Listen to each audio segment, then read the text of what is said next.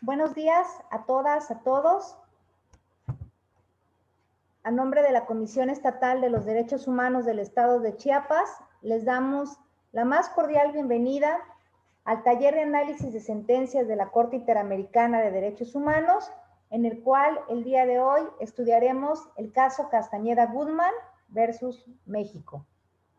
Queremos agradecer la presencia del doctor Pablo González Domínguez, abogado de la Corte Interamericana de Derechos Humanos. Muchísimas gracias, doctor, por su disponibilidad y colaborar con las acciones de formación que realiza la Comisión Estatal de los Derechos Humanos.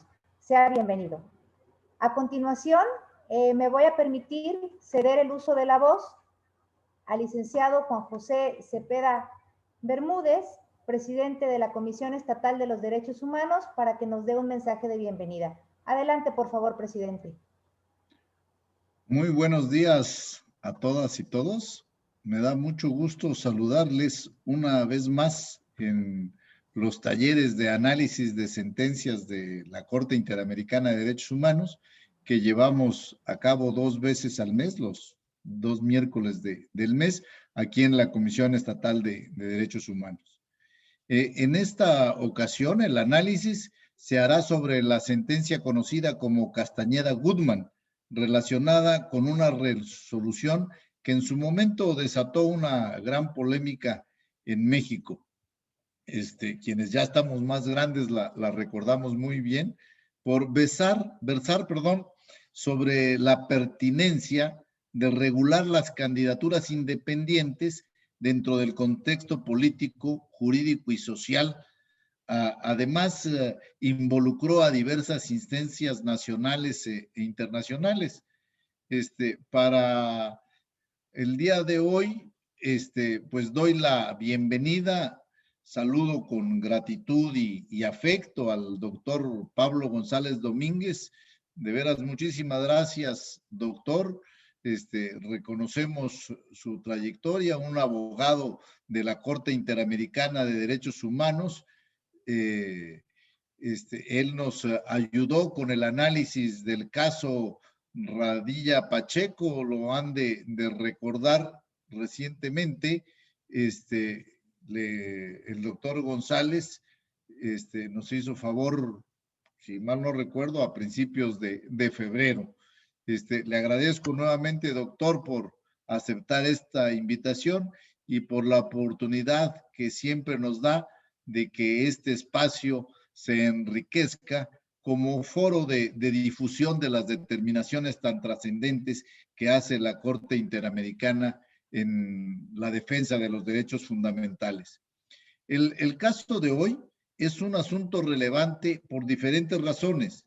Fue la primera resolución de la Corte donde se condenó a México por violar la Convención Americana sobre Derechos Humanos. También implicó discutir temas importantes, el acceso a la justicia, cuando un ciudadano alega que una ley electoral viola sus derechos políticos consagrados en la Constitución y en la Convención.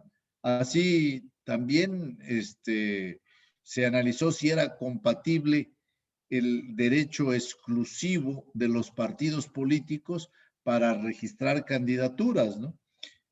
La sentencia Castañeda Guzmán constituye un esfuerzo del sistema internacional de derechos humanos por promover las mejores prácticas en los procesos electorales a fin de salvaguardar los derechos civiles y políticos de los individuos. Es decir, esta resolución contribuye a la consolidación de un Estado democrático en México. Fue el sistema de derechos humanos el que evidenció las serias limitaciones de la cultura democrática mexicana, porque a partir de leyes limitativas se cometían violaciones a los derechos políticos de los ciudadanos mexicanos. Jorge Castañeda Guzmán fue impedido para inscribir su candidatura independiente a la presidencia de la República para las elecciones que se efectuaron el 2 de julio de 2006, sin que el Estado mexicano le garantizara su derecho a ser votado o a ser elegido, si es un derecho constitucional. Pero bueno, aquí el expositor es el doctor González Domínguez. Yo le doy la más cordial bienvenida. Es muy alentador para nosotros que nos abra la puerta de su oficina, doctor, que sin duda reconocemos su destacada trayectoria como abogado de la Corte y las importantes responsabilidades públicas en el ámbito internacional. Invito a todas y todos quienes nos encontramos conectados a participar porque es la mejor manera de aprender. Así que muchísimas gracias, doctor. Es un privilegio escucharlo y le dejo la palabra a Elenita para que nos haga favor de presentarlo. Gracias, presidente.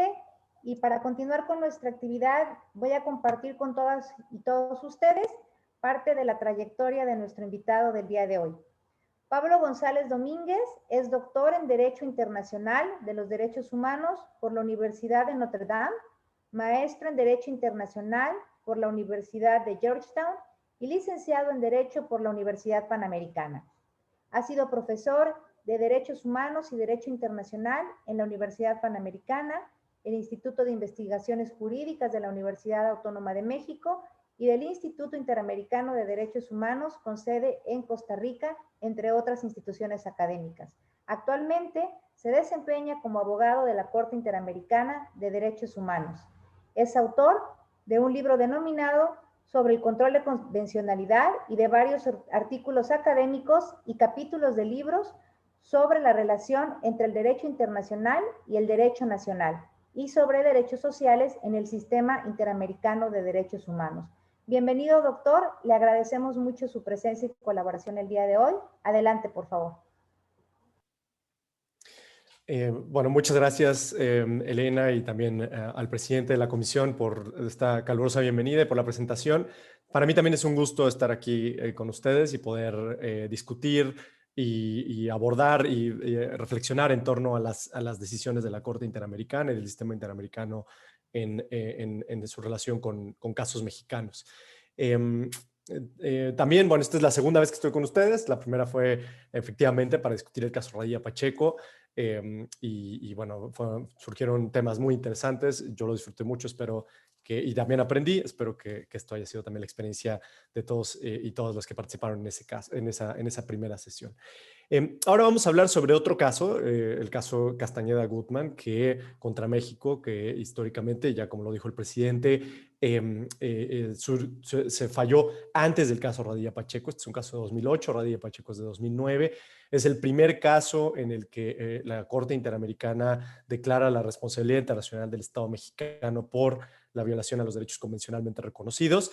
El caso, digamos, tiene, como todos los casos de la Corte, la mayoría de ellos tiene tres partes: la parte en relación con las excepciones preliminares del Estado, la parte del fondo, la parte de las reparaciones y costas, y dentro de la parte del fondo, este caso tiene a su vez tres partes, que es la parte relacionada con el derecho al acceso al derecho al recurso judicial efectivo, los derechos políticos y finalmente igualdad y no discriminación. Ahora esto lo digo no solo para pensar la estructura de la sentencia, sino también porque la manera en que está ordenado el caso Castañeda responde también a la forma en que el litigio es presentado ante la Corte. Y aquí un primer dato que me parece relevante del caso Castañeda es que la Comisión Interamericana, que es quien somete los casos ante la Corte, solicita la declaración de responsabilidad del Estado por la violación del artículo 25, el derecho a un recurso judicial efectivo. Y en efecto, la condena en el caso Castañeda se da precisamente porque la Corte determinó que no tuvo acceso a un recurso judicial efectivo que le permitiera reclamar la violación a sus derechos político-electorales. En este caso, a poder presentarse como candidato independiente en las elecciones del año 2006. Entonces, la condena de Castañeda se da por eso, ¿no? En el caso Castañeda, por no haber tenido acceso a un recurso judicial efectivo que revisara justamente el fondo de lo que él planteaba, que la restricción que imponía el artículo 175 del COFIPE no era una vulneración a sus derechos. Entonces, no había un recurso que permitiera justamente revisar esta cuestión y, por lo tanto, ordenar la inaplicabilidad del código y de esa norma del código y, por lo tanto, permitirle participar en las elecciones. Sin embargo, la discusión de Castañeda, y por lo que más lo conocemos, es justo por el análisis que se da en relación con el artículo 23.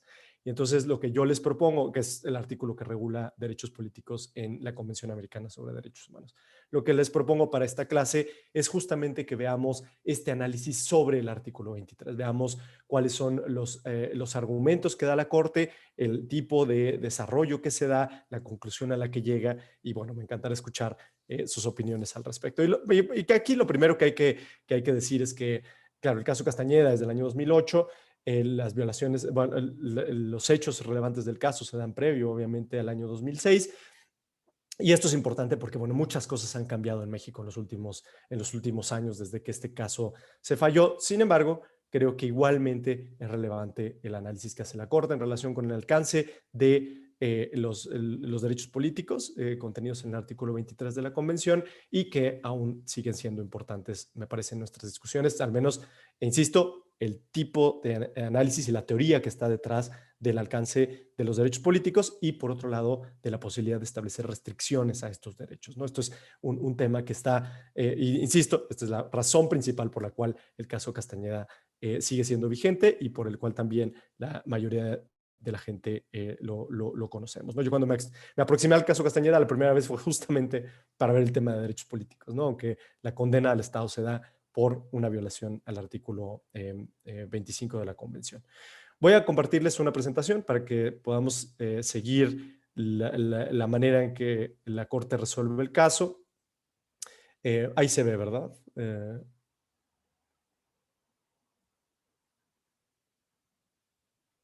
¿Sí se ve ahí la presentación? Sí, ya podemos ver la presentación. Ok, buenísimo, muchas gracias. Es que yo siempre tengo la duda, porque claro, uno la ve, pero pues los demás uno no sabe, ¿no? Bien, entonces vamos con los hechos del caso, ya dada esta introducción que les comenté. Los hechos del presente caso, aquí leo la manera en que el caso se presenta ante la Corte, se desarrollan en el marco de un registro de candidatura presidencial en México. Perdón, déjenme mover esto porque estorbo un poco. El 5 de marzo de 2004, la presunta víctima del caso presentó al Consejo General del Instituto Federal Electoral una solicitud de inscripción como candidato independiente al cargo de presidente de los Estados Unidos mexicanos para las elecciones de 2 de julio de 2006. Alegó que solicitaba su registro en ejercicio del derecho que le otorga el artículo 35, fracción segunda de la Constitución, presentó ciertos documentos y declaró que cumplía los requisitos constitucionales para ejercer dicho cargo electivo. Asimismo, la Dirección Ejecutiva de Prerrogativas y Partidos Políticos, Dirección de Partidos Políticos y Financiamiento del IFE, informó al señor Castañeda que no era posible atender su petición en los términos solicitados, toda vez que corresponde únicamente a los partidos políticos nacionales el derecho de solicitar el registro de candidatos a cargos de elección popular.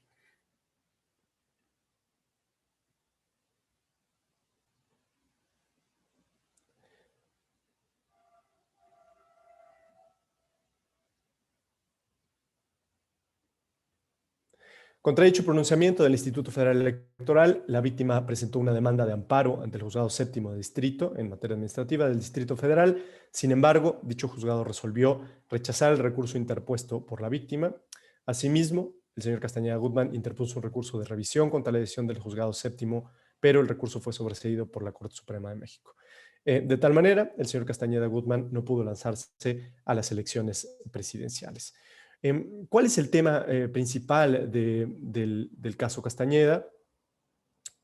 Denme un segundo porque estoy teniendo un problemita aquí.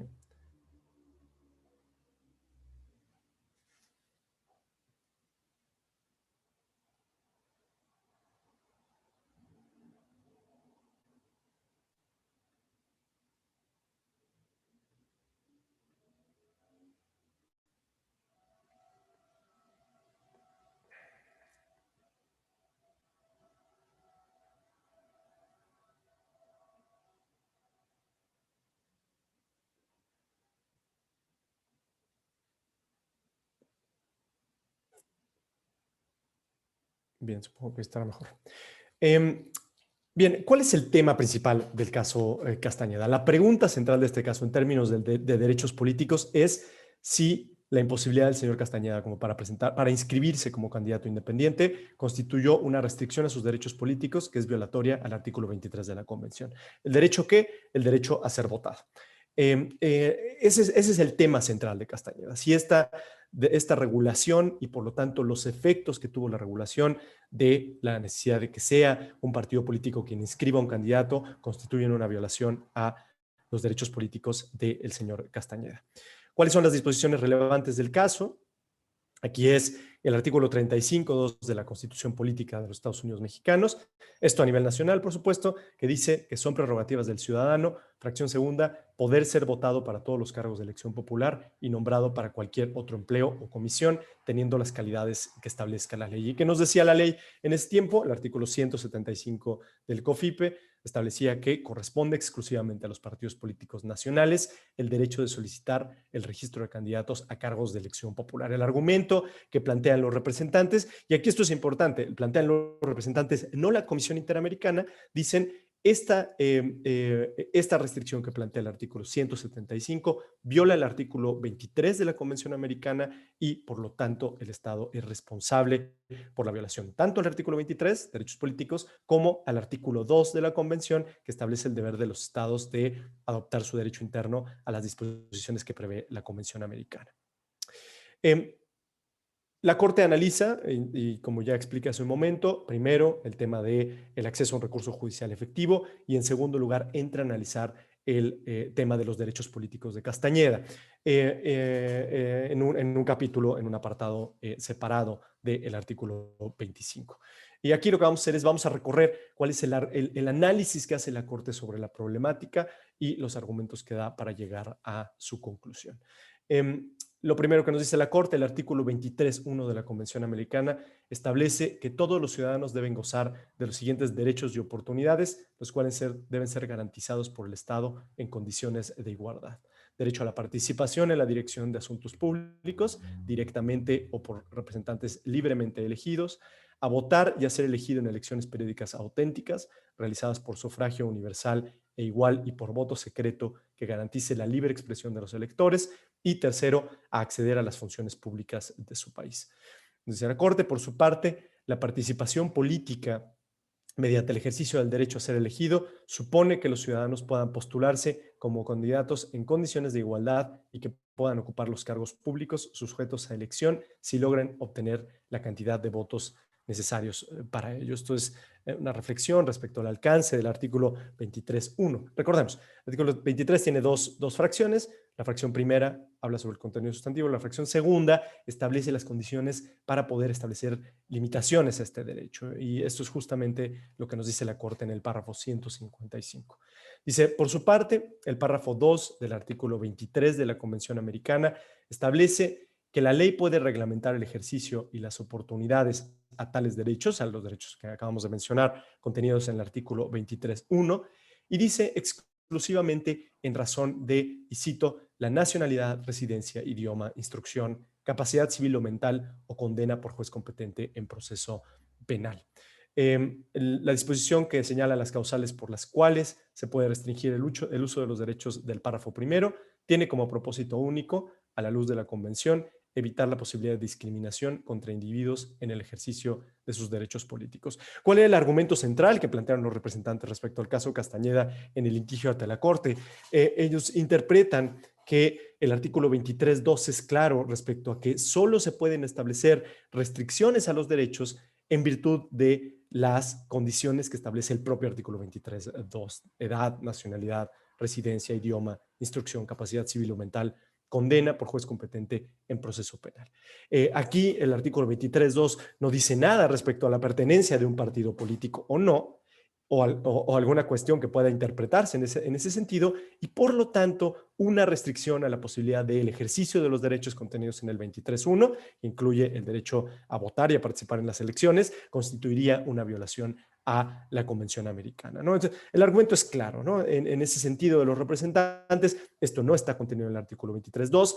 las restricciones a los derechos, este es un argumento también secundario, pero importante, deben de ser a su vez interpretadas de manera restrictiva y de esta forma, al no estar contenido en estas posibilidades que admite la propia Convención Americana para restringir los derechos, debe declararse la responsabilidad internacional del Estado.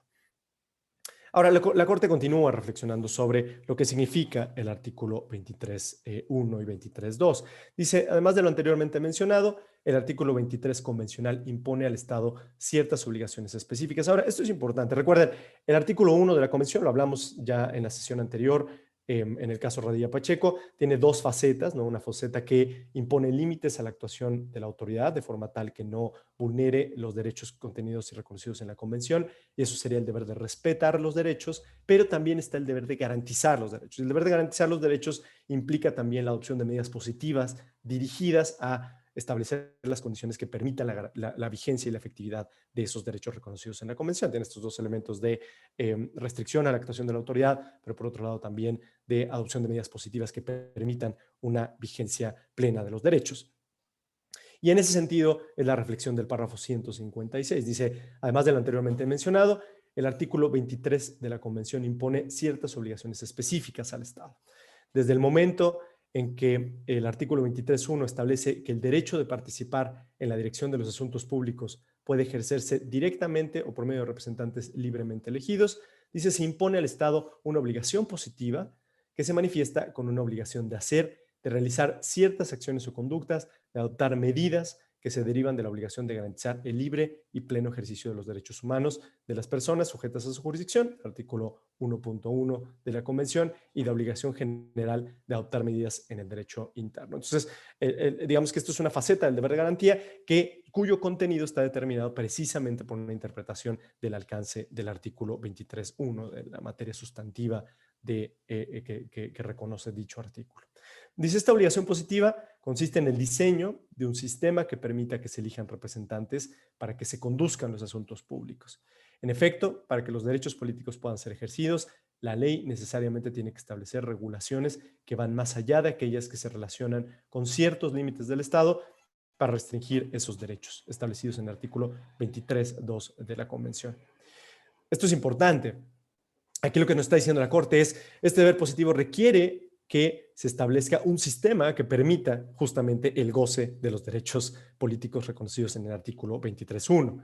Y esto implica, y aquí el análisis de Castañeda comienza a irse por un lado distinto al que los propios representantes plantearon y que es el argumento que yo les dije en un par de diapositivas atrás, porque la Corte nos dice, los estados deben organizar los sistemas electorales y establecer un complejo número de condiciones y formalidades para que sea posible el ejercicio del derecho a votar y ser votados. Entonces, ¿qué es lo que dice? Estas formalidades y estas condiciones y regulaciones que son necesarias para que efectivamente se creen las condiciones para el correcto ejercicio del derecho a votar y ser votado y por lo tanto el ejercicio de los derechos políticos, van más allá que aquellas que plantea el artículo 23.2 de la Convención, que mencionamos hace un momento, edad, nacionalidad, si habría sido condenado o no por un juez, etcétera, etcétera.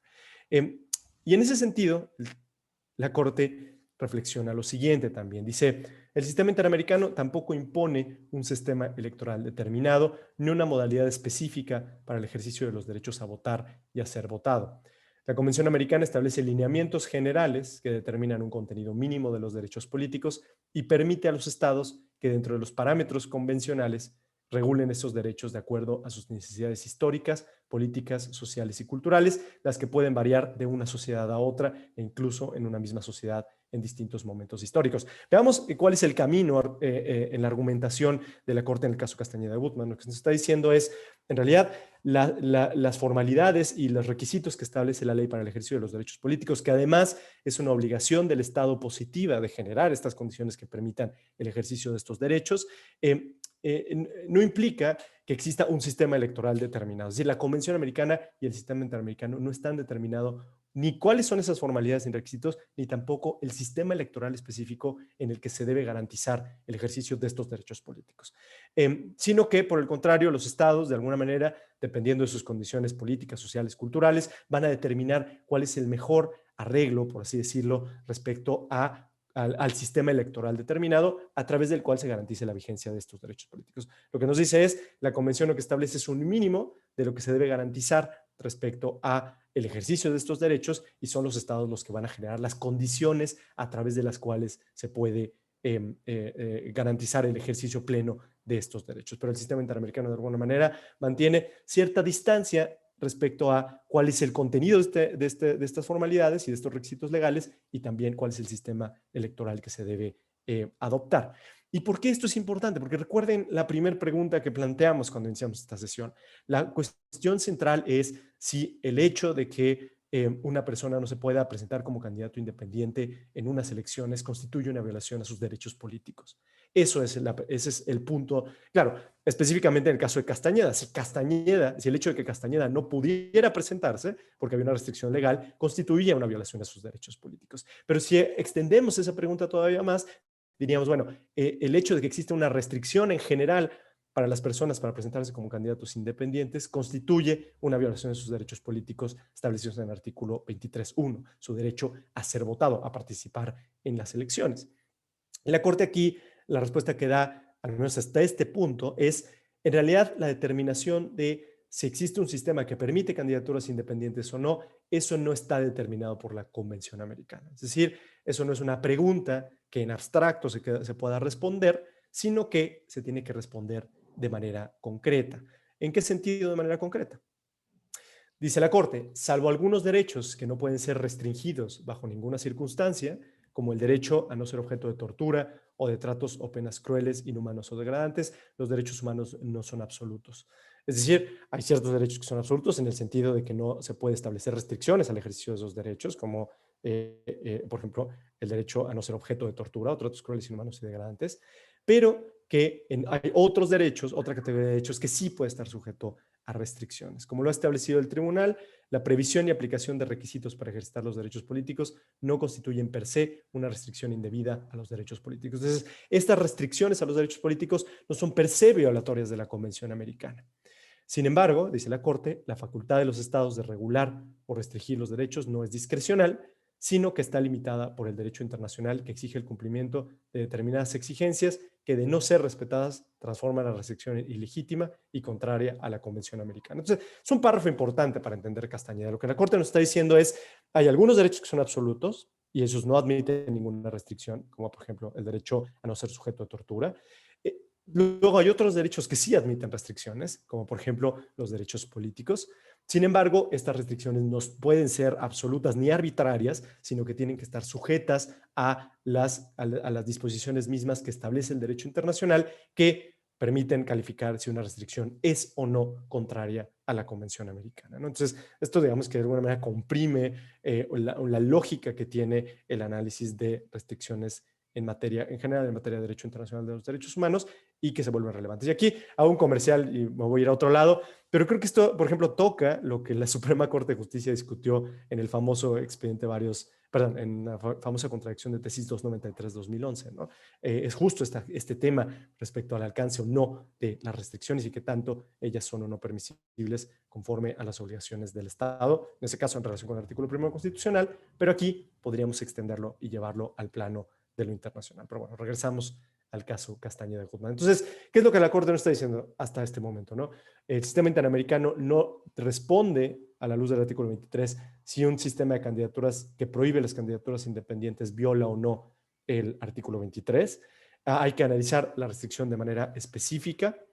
¿Por qué? Porque el artículo 23 admite restricciones y lo que hay que observar es si estas restricciones son o no conforme al derecho internacional, y en el caso específico del señor Castañeda, si la imposibilidad que tiene para presentarse como candidato independiente es una restricción que cumple con el test que el propio derecho internacional prevé, ¿no? Y entonces, en este sentido, la Corte comienza a analizar este test, ¿no? Analizará si se cumplió con el requisito de legalidad, de necesidad y de proporcionalidad. Entonces, la Corte dice, el primer paso para evaluar si una restricción a un derecho establecido en la Convención Americana es permitida a la luz de dicho tratado consiste en examinar si la medida limitativa cumple con el requisito de legalidad. En el presente caso, la presunta víctima no alegó que la medida restrictiva no estuviera prevista en una ley, sino que su argumento se dirigió a demostrar que la ley que regula esta materia y su aplicación en el caso concreto estableció una restricción indebida y por ello contraria a los derechos políticos consagrados en la Convención. Aquí queda claro, ¿no? Es que la restricción que se le impone al señor Castañeda está contenida en el COFIPE, no hay ninguna duda respecto a ello. En ese sentido, cumple con el requisito de legalidad. Claro, siempre y cuando aceptemos que el hecho de que se establezca esa restricción no es per se contrario a la Convención, ¿no? Aquí, fíjense la diferencia, ¿no? El argumento de los representantes y lo que la Corte está decidiendo. Los representantes en parte están diciendo esa norma es per se contraria a la Convención. ¿Por qué? Porque establece una restricción que está prevista más allá que lo que el artículo 23.2 permite, ¿no? El artículo 23.2 permite, es claro respecto a las causales que pueden legitimar una restricción y el COFIPE va más allá de ello y por lo tanto resulta contraria a la Convención Americana. La Corte está diciendo aquí, en realidad esas no son solo las restricciones que permite la Convención a los derechos políticos por esta necesidad de los estados de regular diversas cuestiones relacionadas con la construcción de un sistema democrático que permita a las personas ejercer efectivamente sus derechos y por lo tanto el COFIPE en sí mismo no es violatorio de la Convención. Esto no se desprende directamente de la sentencia, pero me parece que está ahí, digamos, implícito en el análisis que plantea la Corte y por lo tanto pasa la restricción, el requisito de legalidad. Esto está establecido claramente en el Código Electoral.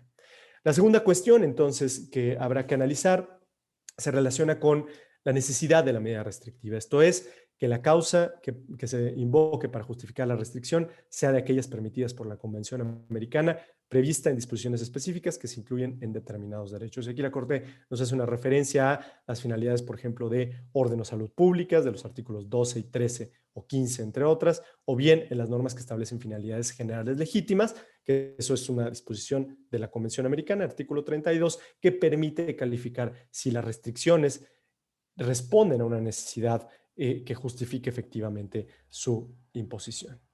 Y bueno, en el caso concreto de México aquí no está reflejado en la presentación, pero hace un argumento respecto a que se cumple la necesidad porque esta restricción que establece el COFIPE cumple la finalidad de permitir que se organicen adecuadamente las elecciones. Y bueno, y argumenta por qué razón el hecho de que en el sistema electoral mexicano se establezca un sistema de partidos, eso es necesario para que exista un correcto juego democrático y que existan elecciones y las condiciones que permitan el ejercicio de los derechos políticos.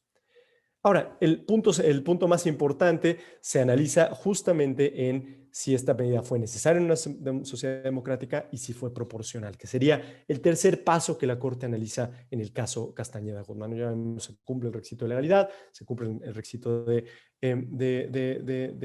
finalidad legítima y lo que ahora se va a analizar es si fue necesaria en una sociedad democrática y si la medida fue proporcional. Aquí la Corte nos dice, con el fin de evaluar si la medida restrictiva bajo examen cumple con este último requisito, la Corte debe valorar si satisface una necesidad social imperiosa, es decir, si esta restricción, el señor Castañeda, satisface una necesidad social imperiosa, es decir, está orientada a satisfacer un interés público imperativo, si es la que restringe en menor grado el derecho protegido y si se ajusta estrechamente al logro del objetivo legítimo. Entonces, aquí este es el espacio en donde el Estado mexicano, por así decirlo, y los representantes, aunque en el caso, bueno, por la manera en que el caso es resuelto, más bien el Estado plantea las razones por las cuales se justifica que existe esta restricción a los derechos políticos en México. Eso es, el Estado va a proveer una serie de razones con las que podemos estar de acuerdo o en desacuerdo, y sobre todo aquellos de ustedes que han visto y vivido en carne propia el desarrollo del sistema político mexicano en las últimas décadas, dirán si están de acuerdo quizás o no con la posición que asume el Estado mexicano y que la Corte Interamericana finalmente califica, donde en analizar el elemento de necesidad de una sociedad democrática y en proporcionalidad de la medida restrictiva, ¿no? Y aquí la Corte consideró que el Estado ha fundamentado, en relación con el primer punto, que el registro de candidatos exclusivamente a través de partidos políticos responde a una necesidad, a necesidades sociales imperiosas basadas en diversas razones históricas, políticas y sociales.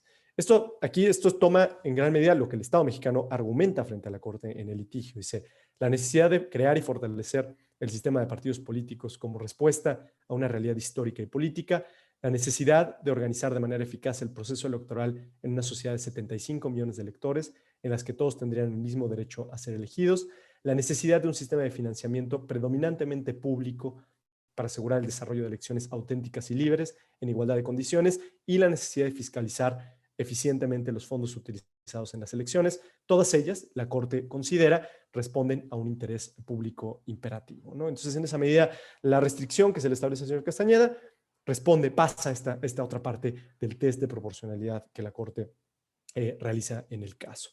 Por otro lado, respecto al punto B, si esto es la que restringe en menor grado el derecho protegido, la Corte considera que no hay una posibilidad de hacer una valoración en abstracto respecto a si el sistema que permite las candidaturas independientes es o no una alternativa menos restrictiva de regular el derecho a ser votado que otro que no lo permite.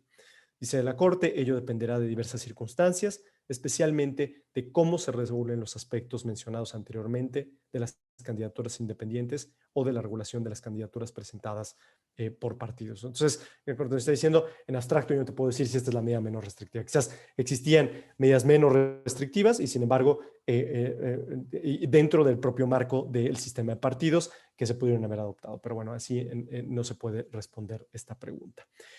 Finalmente, dice, en cuanto a si la medida se ajusta al logro del objetivo legítimo perseguido, en atención a lo anteriormente mencionado, la Corte estima que en el presente caso la exclusividad de nominación por partidos políticos a cargos electivos de nivel federal es una medida idónea para producir el resultado legítimo perseguido de organizar de manera eficaz los procesos electorales con el fin de realizar elecciones periódicas, auténticas, por sufragio universal e igual, y por voto secreto que garantice la libre expresión de la voluntad de los electores de acuerdo a lo establecido en la Convención Americana.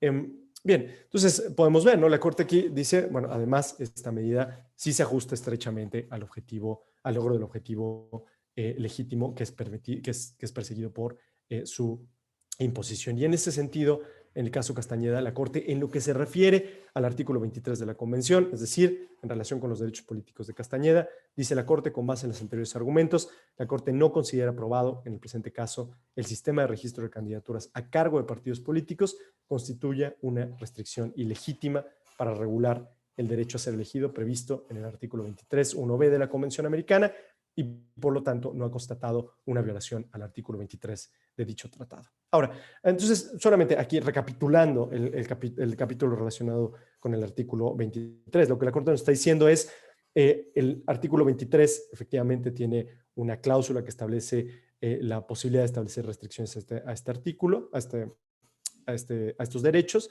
Sin embargo, esto debe interpretarse también en relación con el resto de cláusulas de la Convención Americana que permiten el establecimiento de restricciones. Estas restricciones, sin embargo, tienen que cumplir con determinados requisitos. En este caso, en el caso de Castañeda, la restricción que establece el artículo 23, el artículo 175 del COFIPE, cumple con el requisito de legalidad, finalidad legítima, necesidad y proporcionalidad, y por lo tanto no existe una violación en el caso concreto. Ahora, insisto, este es un camino diferente al que los representantes solicitaban en el caso. En el caso ellos alegaban que, por el contrario, el artículo 23.2 tenía que interpretarse de manera restrictiva a su vez, de forma tal que cualquier medida legislativa que estableciera una restricción a los derechos políticos establecidos en el artículo 23.1 y que no se encontrara determinada por el artículo 23.2, era contraria a la Convención Americana. Y por eso que el Estado era responsable tanto por la existencia de la norma misma como por su aplicación en el caso específico del señor Castañeda, que no pudo presentarse como candidato a las elecciones en el año 2006, ¿no? La Corte no asume este argumento, sino se va por otro lado y hace un análisis, digamos, más amplio de las restricciones y, por otro lado, establece una cuestión que a mí me parece muy importante en este caso, que es que no le corresponde al sistema interamericano determinar cuál es el sistema electoral, cómo se debe organizar el sistema electoral para lograr la garantía de estos derechos, y que los estados de alguna manera conservan esta facultad, pero que la Corte lo que va a calificar es si se viola el contenido mínimo de estos derechos, o bien si las restricciones que se establezcan sean contrarias a los requisitos que establece la propia Convención Americana. Entonces, esto es relevante, me parece, para entender este caso. Insisto, ¿por qué se condena al Estado mexicano en Castañeda? Porque él no tuvo acceso a un recurso judicial efectivo que revisara el fondo de su petición, que era una violación a sus derechos político-electorales reconocidos en la Constitución mexicana y en los tratados internacionales de que el Estado mexicano era parte. Pero eso es otro tipo de análisis, otro tipo de violación. Se relaciona, obviamente, respecto al régimen de protección que existe y que prevé la Convención Americana, pero una, digamos, una cuestión sustantiva, la otra cuestión sería una cuestión mayoritariamente procesal, que sí afecta a un derecho sustantivo, pero que no es los derechos políticos de Castañeda, sino su derecho a tener un recurso judicial efectivo. ¿Qué es interesante del caso Castañeda, además de lo que hemos estado hablando, y que insisto, este es un caso que a mí me llama la atención bueno, además de que es el primer caso que condena al Estado mexicano, es también un caso en donde se hace un análisis pormenorizado del alcance del artículo 23. Es un caso que también nos permite ver cómo opera la lógica de las restricciones a los derechos, la distinción entre derechos que permiten restricciones y aquellos que no los permite y cuál es la razón para que esto suceda. Pero a nivel interno de México, a pesar de que no se declaró la violación del Estado, de los derechos políticos del señor Castañeda y por lo tanto la responsabilidad internacional del Estado, en México esto fue uno de los elementos que abonaron a la discusión respecto a la necesidad de permitir las candidaturas independientes. Y esto a nivel interno de México finalmente derivó en que efectivamente se permitieran estas candidaturas con una discusión interna, ¿no? en el propio Estado. En el caso concreto de Castañeda, si aquí se hubiera declarado la violación a los derechos políticos de Castañeda y que se hubiera declarado la violación por considerar que las restricciones que establecía el artículo 175 eran inconvencionales, se habría ordenado también la modificación de la norma. Eso hubiera sido la consecuencia natural, digamos, de la violación al artículo 23 en relación con los artículos 1, 1 y 2 de la Convención. Y por lo tanto, la Corte hubiera ordenado ese cambio legislativo. Al final, lo que sucedió es que con independencia de la orden de la Corte, es decir, o de la declaración de responsabilidad del Estado, al final del día efectivamente se modificó la legislación interna mexicana, permitiendo y abriendo la puerta a que el sistema electoral se organizara en ese punto de manera distinta y que se permitieran las candidaturas independientes en México. Nosotros ya hemos visto varias elecciones en donde estas tienen lugar.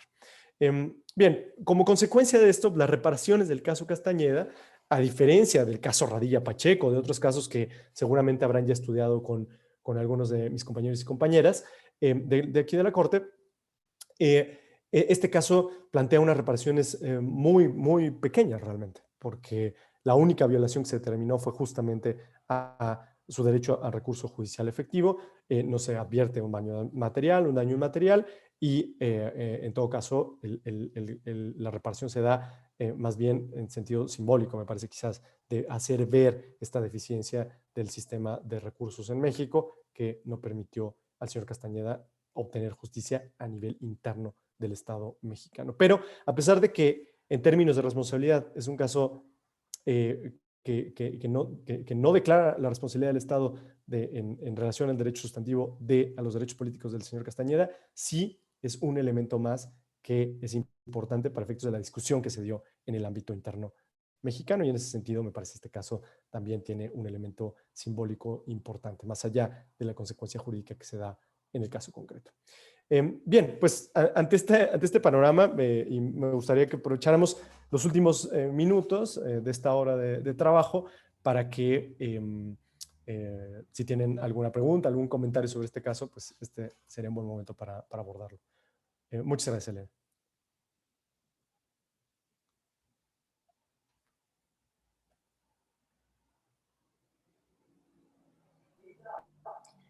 Gracias, doctor Pablo, por su intervención.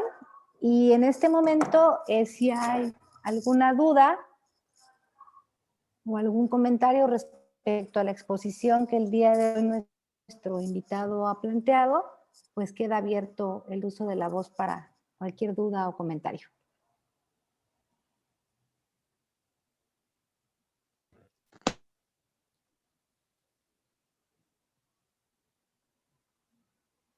Si alguien gusta hacer uso de la voz, puede. Disculpe, yo tengo una duda. Adelante. Sí, en la parte final, como comentaba el expositor, tengo una duda respecto a que si no solamente en el ámbito electoral, donde dijo que tuvo que haber una reestructura en el derecho electoral en México sobre las candidaturas independientes, ¿hubo algunos otros elementos también que se cambiaron?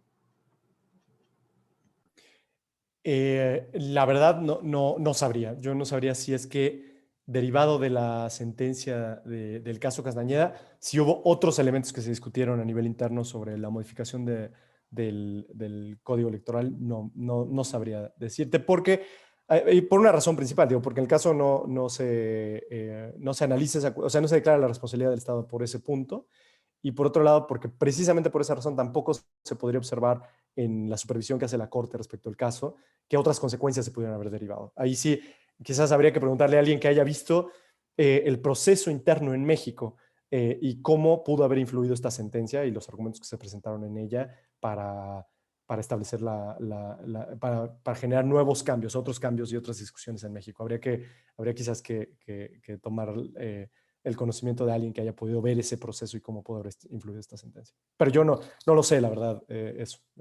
Quizás sí, tal vez. Gracias. Buenos días, buenas tardes. Una pregunta. ¿Cómo fue que la Suprema Corte de Justicia de la Nación respondió a esta sentencia dictada por la Comisión Interamericana de Derechos Humanos? Que yo sepa, no responde a esta sentencia. Al menos no lo hace formalmente. ¿Y por qué? Porque a diferencia del caso Radilla Pacheco, que hablamos hace un par de meses, en Radilla Pacheco existía una medida de reparación que estaba dirigida específicamente en su cumplimiento al Poder Judicial. Entonces, la Suprema Corte de México responde a esto, ¿no? Precisamente por eso, porque hay una medida de reparación que recae sobre ella y la Corte da seguimiento al cumplimiento de esa medida. Lo hace de manera muy amplia, pues de ahí surge el expediente Varios y de ahí se produjeron una serie de cambios importantes en la manera en que se entendía la interacción entre la Corte Interamericana y su jurisprudencia y el Estado mexicano y en particular el Poder Judicial. En este caso, que yo sepa, no existió una respuesta formal y porque no tenía por qué haber.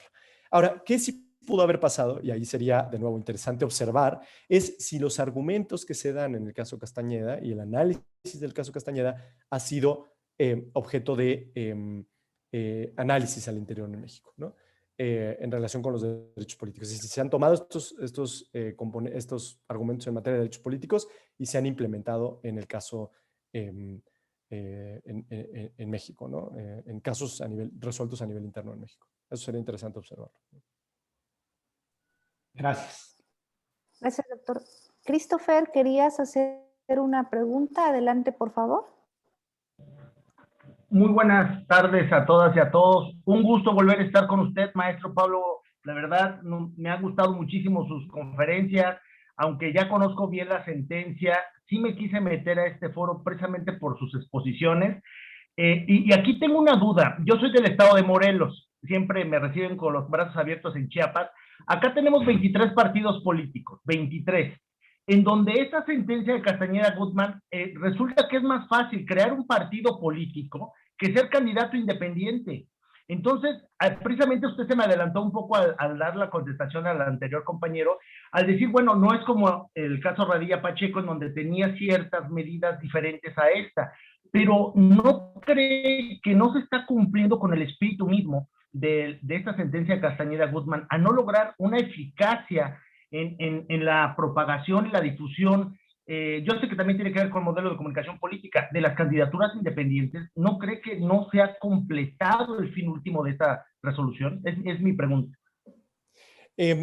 Pues yo creo que, a ver, quizás el caso Castañeda no da en términos de la responsabilidad del Estado en materia de derechos políticos para decir que había obligaciones para el Estado, digamos, de darle algún tipo de cumplimiento, de organizar de alguna manera el sistema político mexicano. ¿Por qué? Porque no se declara la responsabilidad del Estado. Por eso sería la única razón formal.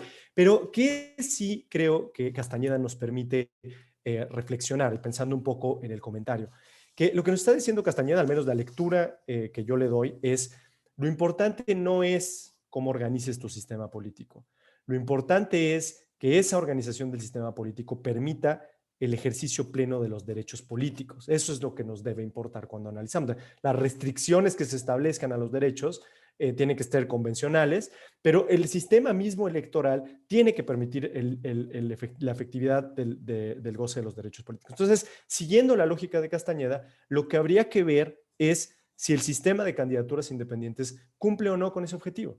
Es decir, si el sistema de candidaturas independientes y en la manera en que está organizado el sistema electoral permite a las personas efectivamente ejercer sus derechos políticos de manera adecuada. Y eso también, tanto para la persona que se presenta como candidato como para los electores. Y si tenemos restricciones dentro de ese sistema político que no logran ese objetivo, ahí y que por lo tanto vulneran el contenido mínimo de los derechos políticos, ahí podríamos decir, este sistema tiene un problema, pero no por el sistema en sí mismo, sino por es decir, no por el sistema en el sentido de reconoce o no candidaturas independientes, sino porque ese sistema tal como está diseñado no permite la plena efectividad de los derechos, ¿no? Yo creo que eso sí Castañeda nos lo da cuando nos dice los estados tienen la obligación de adoptar medidas positivas que permitan la existencia de un sistema que efectivamente garantice el pleno goce de los derechos políticos. En la conclusión de Castañeda nos dice, no hay un problema en abstracto con el sistema de partidos. En todo caso, habría que verlo a nivel concreto. Pero creo que el mismo argumento lo podemos llevar ante un sistema que permita candidaturas independientes. El hecho de que se permitan las candidaturas independientes no es, por supuesto, suficiente para un mayor goce de derechos. Entonces, ese sistema que permite candidaturas independientes debe permitir, a su vez, que efectivamente las personas puedan participar en las elecciones y ser votadas y tener posibilidades reales de poder acceder a los cargos públicos, me parece. Ese sería, por lo menos, lo que yo entiendo del espíritu de Castañeda que se podría llevar al análisis de otros casos, incluido, paradójicamente, el reconocimiento de las candidaturas independientes, ¿no?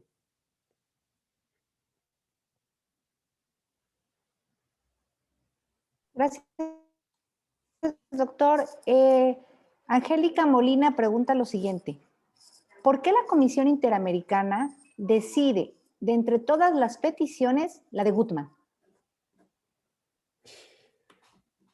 La verdad es que no lo sé. Sí llama la atención. Hay que ser sinceros con eso, ¿no? La violación del caso Castañeda ocurre en el año 2005, 2006. Luego el caso llega ante la Corte, digamos, en un tiempo récord, ¿no? Por así decirlo, porque la sentencia es del año 2008. La Comisión tiene criterios donde le puede dar prioridad a ciertos casos en relación con otros y lo utiliza en algunos casos, ¿no? Pero sí, llama la atención que este caso tardó muy poco en llegar ante la Corte y otros casos que pueden ser de violaciones que podríamos decir son más lesivas de la dignidad de las personas, esas han tardado mucho más tiempo en llegar. No hay por lo menos de la lectura del caso, no hay ninguna razón que yo identifique que explique esto, ¿no? De nuevo, ahí quizás habría que preguntarle a alguien que haya estado inmerso en el proceso, ya sea de los representantes o por parte de la comisión, en aquellos tiempos que podría quizás responder mejor esto en términos quizás anecdóticos, ¿no? De por qué el caso llegó con mayor celeridad a la Corte. Es decir, no sé, ese sería el resumen de la respuesta. Doctor, una pregunta. Gracias, doctor. Permítanme, por favor, vamos a llevar el orden de las participaciones, como la han solicitado, para que podamos resolver las dudas de quienes las están planteando. Vamos a darle el uso de la palabra a Jaime Núñez. Por favor, adelante. Muchas gracias. Buenos días, doctor. Mi pregunta es la siguiente. ¿Cuál sería la interpretación o cómo deberíamos tomar, digamos, el factor de que el ciudadano Castañeda Gutmann en su momento no tuvo un recurso efectivo para impugnar la resolución, digamos, de la autoridad que en este caso violó el derecho humano del ciudadano? Y me parece si esta parte fue la determinante para poder fallar a favor, digamos, de la Corte Interamericana, Y en su caso, obviamente, bueno, ya las consecuencias que fue la reforma en México, en el derecho interno para poder modificar la legislación e incluir la figura de las candidaturas independientes, independientemente de todo lo que usted ya mencionó. Quisiera saber su opinión. Muchas gracias. Perdón, mi opinión es exactamente sobre qué cosa. Sobre si fue determinante el que no tuvo una figura de impugnación o un medio en contra, digamos, de la resolución de la autoridad que le negó en primera instancia la candidatura independiente a la que él aspiraba o la que él exigía. Digamos que la garantía material existía porque existía la Constitución que dice que todos tenemos un poder ser votados, y etcétera, ¿no? Pero la garantía material de que no existían las condiciones tangibles para poder aterrizar ese derecho en el mundo fáctico y que pudiera ser, digamos, en este caso, el ejercicio, el gozo de ese derecho. ¿Y eso fue lo determinante o en realidad sí fue, digamos, toda la parte, digamos, que se alegó del no tener, digamos, ese acceso al derecho, en este caso, que él estimó violado? Eso sería. Bien, a ver, lo que es, digamos, yo tengo una respuesta que me parece que es clara de la sentencia y otra que es mi opinión. Entonces, la que es clara de la sentencia es que lo que es determinante para la responsabilidad internacional del Estado es la falta de un acceso a un recurso judicial efectivo que permitiera responder al fondo de las alegaciones de violación a sus derechos político-electorales por no poderse presentar como candidato independiente en México. Es decir, eso es determinante para la condena al Estado mexicano. La falta de acceso a un recurso judicial efectivo. Bien. Ahora, creo que eso a su vez, es decir, la condena del Estado en el caso Castañeda fue determinante, bueno, no sé si determinante, pero influyó, y esto ya es mi opinión personal, para la discusión en México respecto a las candidaturas independientes, si se deberían permitir o no. Pero no es la condena de, ¿cómo decirlo? No es la condena en el fondo del caso lo que determina eso, porque la Corte de hecho no declara la responsabilidad del Estado, sino es el caso Castañeda provocó ese efecto de la discusión interna, pero no, o fue un elemento más para la discusión interna, pero no es la violación sustantiva que se determinó en el caso concreto lo que lo pudo haber determinado porque se declaró no violación en el caso. No sé si me explico. O sea, es decir, a mí me parece interesante este caso, el fenómeno de caso Castañeda, porque no se declara la violación del artículo 23, pero el caso Castañeda sí genera una discusión respecto a las candidaturas independientes. Y eso pues llama la atención en cómo se dieron los hechos en relación con el fondo de la sentencia y después con los efectos que esta tuvo a nivel interno en México, ¿no? Muchas gracias. Gracias, doctor. Gracias, Jaime. Gracias, doctor. Por favor, Vicente Vázquez.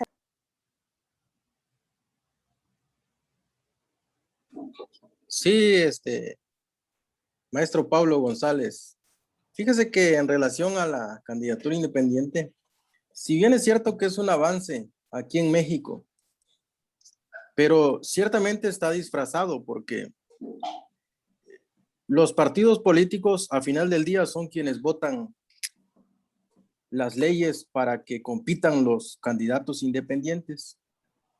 Y prácticamente los que han participado a raíz de esta sentencia o modificación a la Constitución son los mismos políticos.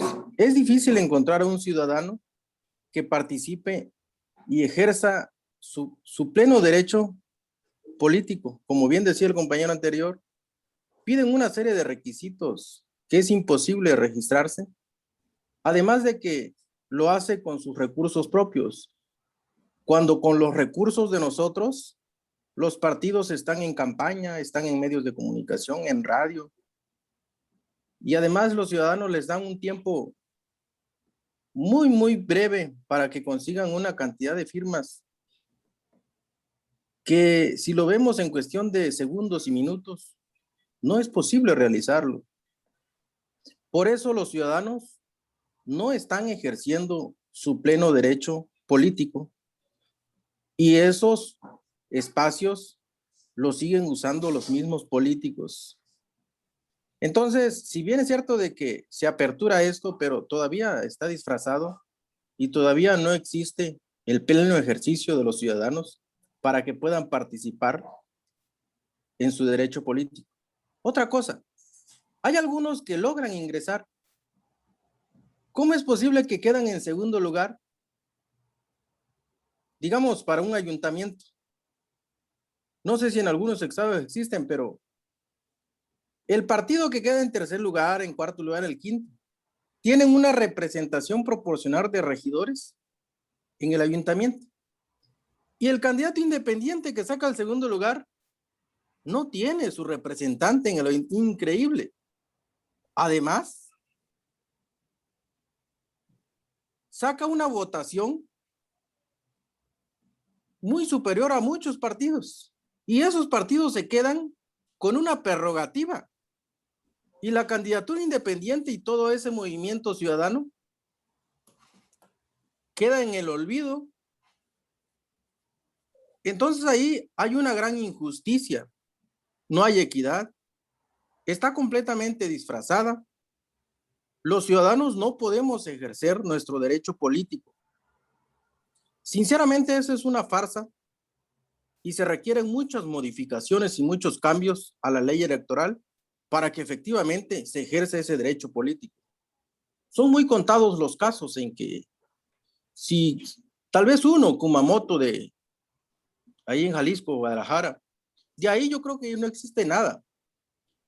Entonces, precisamente para eso es el derecho, para que poco a poco vayamos empujando y cambiando y perfeccionando estas cuestiones, porque en verdad que ahí vemos pues la cuestión electoral que hoy en día está sucediendo.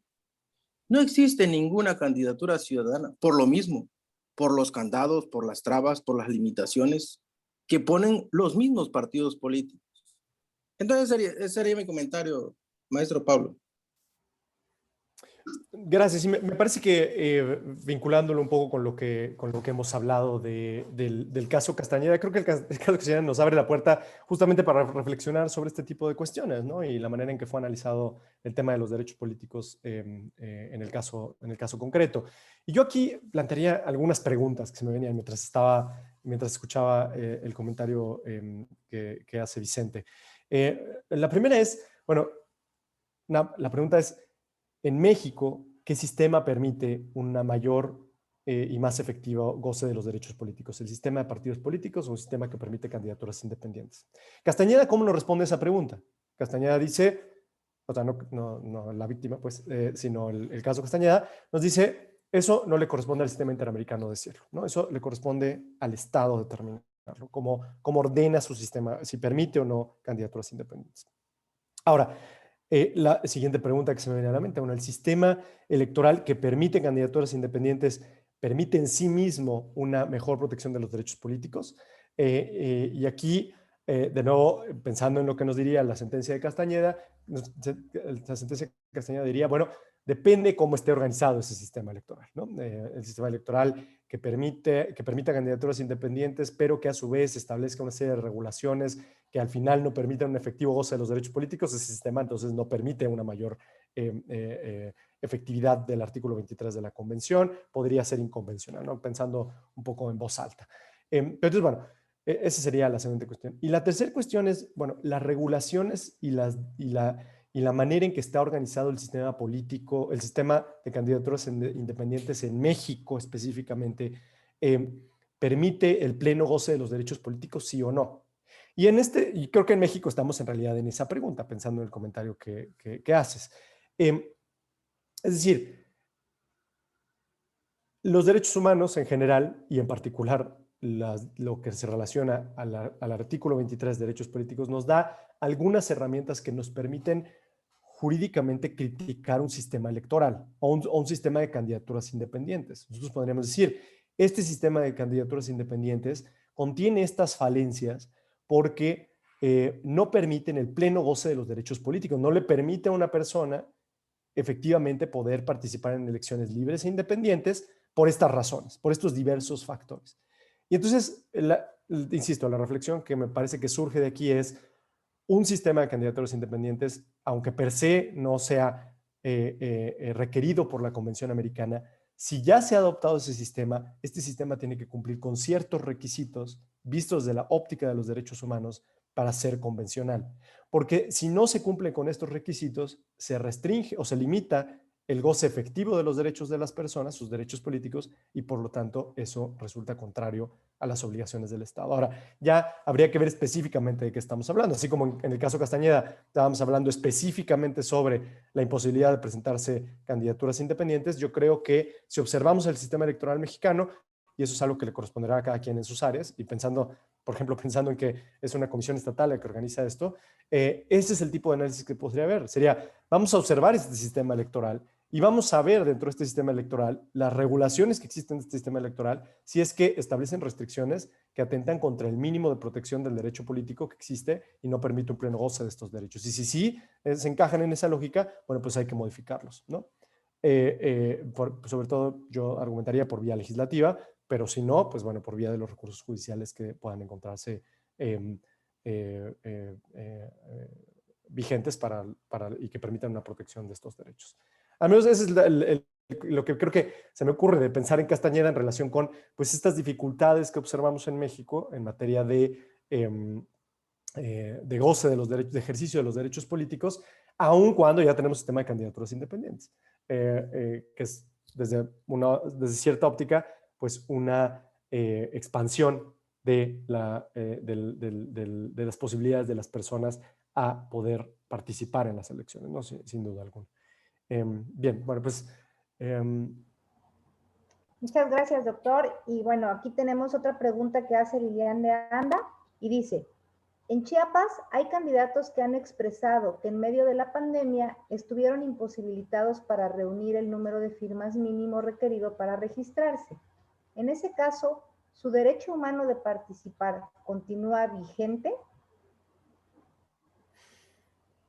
No, es una buena pregunta, porque este sería el tipo de situaciones en las que digamos, las restricciones que se impusieron a las personas para poder salir a las calles respondían a una emergencia, ¿no? Creo que el caso habría que analizarse, pues, quizás por un lado en relación a si esas restricciones que se establecieron por parte del gobierno para poder salir a la calle y poder conseguir esos votos se justificaban o no, y si sí se justificaban, si es que no, el Estado debió de haber adoptado algunas medidas diferenciadas, otras medidas para garantizar, por ejemplo, el goce de los derechos políticos. Quizás esa sería una manera de analizar el caso.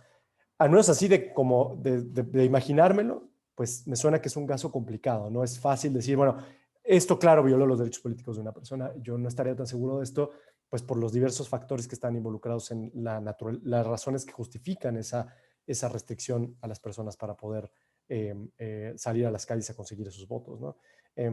Me parece que habría que analizar el caso concreto, pero así de entrada no me suena como que sería claramente una violación, ¿no? Sino habría que verlo, insisto, de manera concreta. Bueno, yo voy a tener que parar aquí. Esto está, sin duda alguna, muy interesante.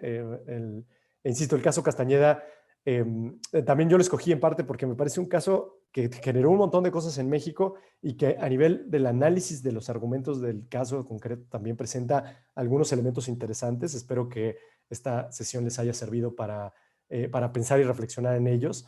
Creo que la vigencia de Castañeda, y esto también es una reflexión final que me gustaría hacerles, va más allá de las consecuencias que el caso, específicamente por las órdenes de la Corte, pudo haber tenido, y nos da elementos para pensar nuevas discusiones en relación a si es que restricciones a los derechos son o no convencionales. Les voy a decir una, y solamente porque a mí me parece muy interesante y muy vigente, y es si, por ejemplo, la restricción que establece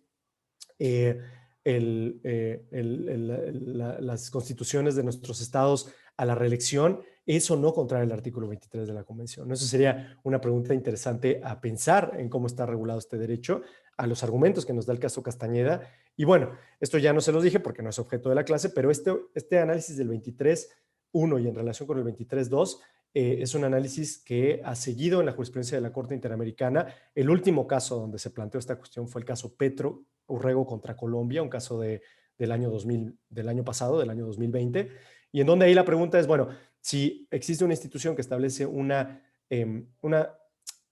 órgano del Estado que destituye a un funcionario público democráticamente electo, en el caso Petro, él era el alcalde de Bogotá, si es que esa sanción es o no posible conforme al régimen de la Convención Americana, y más aún cuando esto conlleva una inhabilitación al ejercicio de sus derechos políticos, ¿no? Si una autoridad inhabilita a un funcionario democráticamente electo para poder ocupar cargos públicos en el futuro, si es que el artículo 23 permite o no ese tipo de sanciones, ¿no? Más allá de las cuestiones del debido proceso, que también están obviamente de la mano de todos estos temas. Pero bueno, se los dejo ahí. Este es el último caso que se ha visto, y estas discusiones sobre el 23.1 y 23.2, insisto, van a seguir adelante, y eso es parte de lo rico de estas sentencias, que a veces, más allá del caso concreto, nos permiten reflexionar sobre temas más amplios y temas vigentes, incluso cuando ya no tiene nada que ver, digamos, con los hechos específicos del caso. Creo que ese es parte del valor de la jurisprudencia que emiten los tribunales, y en particular la Corte Interamericana, que tiene alcance regional. Bueno, Elena, no sé si haya alguna otra cuestión. Muchas gracias, doctor. Nada más para cerrar nuestra actividad, le pediría por favor al maestro José Luis Armendáriz, quien es nuestro secretario de Control y Gestión, por favor hacer estos comentarios finales para cerrar la actividad, y agradecerle nuevamente al doctor el haber estado con nosotros el día de hoy. Muchas gracias, licenciada. Doctor Pablo González, en primer término, transmitirle una disculpa del presidente, del licenciado Juan José Cepeda Bermúdez, por no estar al final de esta interesantísima exposición. Compromisos institucionales le obligaron a tenerse que retirar de manera previa. Me ha pedido que le transmita, desde luego, el agradecimiento por esta excelente exposición, y desde luego, pues, es un tema muy interesante esta sentencia. Creo que es un claro ejemplo de cómo una sentencia de la Corte, aun y cuando las reparaciones sean muy limitadas, pero la fuerza ética que irradia genera el movimiento y tambalea todo un sistema político en México. Indudablemente, previo a la sentencia, ya venían campeando vientos que exigían el tema de las candidaturas independientes, pero creo que esta resolución es un gran detonante para obligar de alguna manera al Congreso de la Unión a legislar sobre el tema. Indudablemente hay que reconocer que de la Constitución de 1917 a la fecha, la Constitución mexicana nunca prohibió las candidaturas independientes. En ese tránsito hubo candidatos a gobernadores en los estados que participaron en contra del partido oficial, del Partido Nacional Revolucionario o del PRM, y que algunos incluso ganaron en varias entidades del país como candidatos independientes en contra del partido oficialista. La Constitución nunca restringió las candidaturas independientes, pero lo que sí hay que reconocer es que los partidos políticos, a través de la representación de sus grupos parlamentarios, sí tuvieron la precaución en ese ínter de ir legislando en la legislación secundaria electoral mexicana para restringir y abrogarse el monopolio de las candidaturas y cerrar y de alguna manera ahorcar las posibilidades de las candidaturas independientes. Sin embargo, esta sentencia, creo que un aspecto importante que nos deja es que, no obstante que la reparación es muy mínima, no reconoce responsabilidad, únicamente señala el tema del acceso a un recurso judicial efectivo. Lo cierto es que fue la gota que derramó el vaso para obligar, en el caso de la legislación interna mexicana, a empezar a legislar de forma muy primaria, pero a legislar el tema de las candidaturas independientes. Si bien es cierto, como lo señala ahí Vicente, efectivamente hay mucho todavía que avanzar en el tema de las candidaturas independientes, porque la verdad es que los requisitos que hay que cumplir, los recursos económicos que hay que invertirle para poder ser un candidato independiente, eso se genera un privilegio nomás para cierta capacidad económica de poder aspirar. Sin embargo, creo que es el inicio de un gran camino en el que hay que seguir recorriendo para ir conformando un esquema de igualdad de oportunidades en las candidaturas independientes, y creo que esta sentencia va a servir, como la que señalaba en el caso colombiano, como precedentes para seguir invocando e ir evolucionando en este proceso para una mayor accesibilidad de las candidaturas independientes. Cerraría yo únicamente este otro comentario en relación a que efectivamente es una sentencia muy sorprendente. Su tránsito, me atrevería a afirmar que es de las sentencias top, que de su inicio en la Comisión Interamericana, al momento en que se obtiene una sentencia en la Corte, es un espacio limitadísimo de tiempo el que consume, es decir, es un tránsito rápido el que hace por la Comisión y por la Corte. Yo no le encontraría otra explicación a esto más que la excelente relación de amistad que ha cultivado durante muchos años Jorge Castañeda, con el que en ese tiempo dirigía los destinos de la Organización de Estados Americanos, me refiero a Insulza. Esa relación de amistad creo que de alguna manera influyó, porque no hay otra razón, para esta celeridad del proceso, del tránsito del caso de la comisión hasta el paso en que es presentado ante la Corte y su resolución. Únicamente esos aspectos, doctor González, reiterarle el agradecimiento por parte del señor presidente de la Comisión Estatal de los Derechos Humanos por esta excelente exposición que ha realizado el día de hoy. Muchas gracias. Bueno, pues nada, muchas gracias a todos y todas y gracias por la atención. Ha sido para mí un gran gusto y bueno, muchos saludos también al presidente y muchas gracias por haber estado aquí presente. Gracias a ti también, José Luis, y a Elena por la invitación. Gracias, doctor. Le agradecemos que esté el día de hoy con nosotras y con nosotros y que se haya dado la oportunidad en su agenda de poder acompañarnos el día de hoy y en el caso anterior que nos compartió. Muchísimas gracias y de verdad, lo personal, mi gratitud por haber estado con esta actividad que realizó el Instituto de Investigación y Capacitación de Derechos.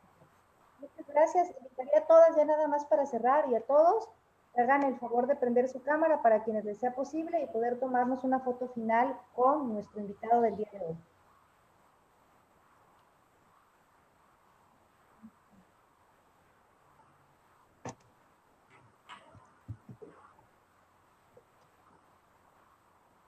Entonces, vamos a la 1, a las 2, a las 3.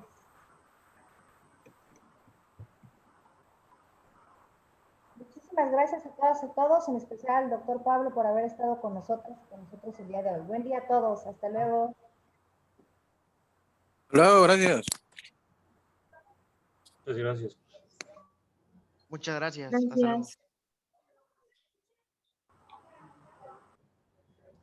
Gracias. Gracias. Muchas gracias.